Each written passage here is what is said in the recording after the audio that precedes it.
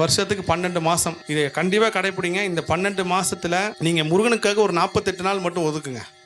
மற்ற 11 மாதம் நீங்கள் வாழ்க்கையில் எப்படி வேணாலும் இருங்க, என்ன வேணாலும் பண்ணுங்கள். அந்த 48 நாள் முருகனுக்காக ஒதுக்கி மாலை போடுறீங்களோ, இல்லை நீங்கள் வேஷ்டி கட்டி சாமி சபரிமலைக்கு எப்படி இருப்பானோ அந்த மாதிரி இருக்கீங்களோ இல்லையோ, 48 நாள் மட்டும் அசைவம் சாப்பிடாதீங்க.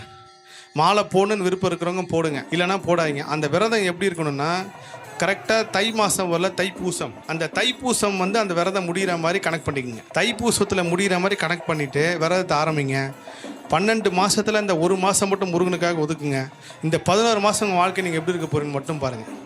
அதே மாதிரி இந்த முருகர் கோயிலுக்கு இப்போ இங்கேருந்து திருச்செந்தூருக்கு மாலை போட்டு போகணும், பழனிக்கு மாலை போட்டு போகணும் கிடையாது.